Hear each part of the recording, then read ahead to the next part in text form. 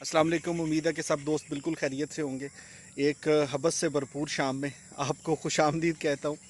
बहुत सी ऐसी ज़मीन की पैमाइश की इस्तिलाहें हैं जो कि आम ज़िंदगी में हम सुनते रहते हैं, लेकिन हम में से बहुत से लोगों को जब तक कि ज़मीन की उन्होंने ख़रीद और फ़रोख्त ना करनी हो उन इस्तिलाहों से वास्ता तो पड़ता है, लेकिन उनका मफ़हूम या उनका मतलब या उनकी पैमाइश सही तौर पर समझ नहीं आती।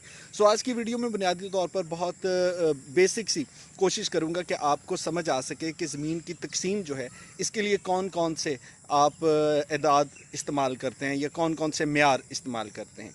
हमारे यहाँ जितनी भी ज़रूरी ज़मीन होती है, जब उसकी पैमाइश का एक तरीक़ाकार तय किया गया तो बुनियादी तौर पे एक टर्म है, आपने शायद सुनी होगी, एक करम ज़मीन। एक करम जो है वो बुनियादी तौर पे 5.5 फीट का एक करम होता है, और 9 मुरबा करम अगर कर लिया जाए तो वो एक मरला बनता है।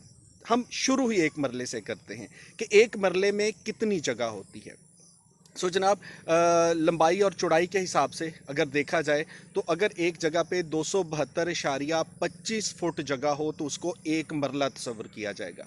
अब इसका अंदाज़ा आप कुछ यूँ लगा लीजिए कि अगर आपके पास कोई जगह है, ज़मीन का टुकड़ा है जिसकी लंबाई और चौड़ाई आपको मालूम है, तो मान लीजिए कि उसकी लंबाई 45 फुट है, उसकी चौड़ाई 30 फुट है, तो आप 30 और 40 को आपस में ज़रब देंगे।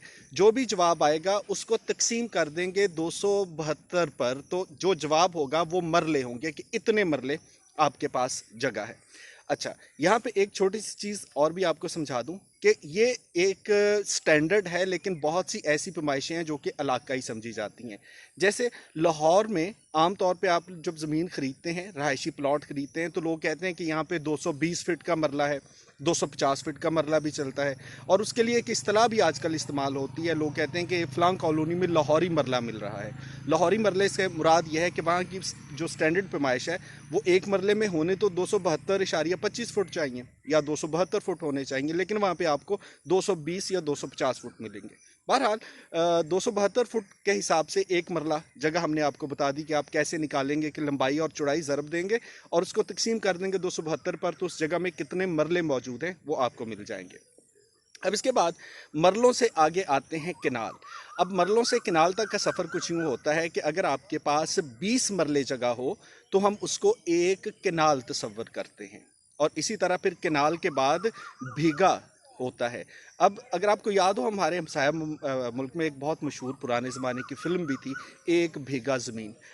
4 किनाल का एक भीगा बनता है, और जब यही किनाल जो हैं 8 हो जाएं तो 8 किनाल रकबे को 1 एकड़ कहा जाता है। हमारे देहात में, हमारे पंजाब में उसको एक किला ज़मीन भी बोलते हैं, 1 किले, 2 किले, 4 किले, लेकिन बुनियादी तौर पे जो उसकी सही इस्तिलाह है वो एकड़ है कि आप कितने एकड़ आपके पास हैं। सो 1 एकड़ में 8 किनाल होंगे, और एक किनाल में आप मरलों का अगर हिसाब लगाएं तो 20 मरले बनेंगे।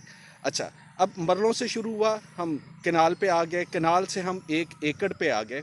अगर आप 25 एकड़ रकबा इकट्ठा करें तो वो एक मुरब्बा ज़मीन बनती है। आपने अक्सर सुना होगा कि फ़लाँ शख्स जो है वो इतने मुरब्बे ज़मीन का मालिक है, तो एक मुरब्बा ज़मीन में बुनियादी तौर पर 8 एकड़ होते हैं। ये ज़मीन की पैमाइश के कुछ आम सी इस्तिलाहात हैं जो कि इस्तेमाल की जाती हैं। ऐसे ही आज सोचा कि आपके साथ शेयर करें। अगर आपको लगता है कि ये आपके काम की चीज़ है तो आप मज़ीद दोस्तों को भी ये बता सकते हैं, उनको भी पता चले कि 1 एकड़, एक मुरब्बा, एक भेगा, एक किनार, एक मरला कितना रकबा होता है।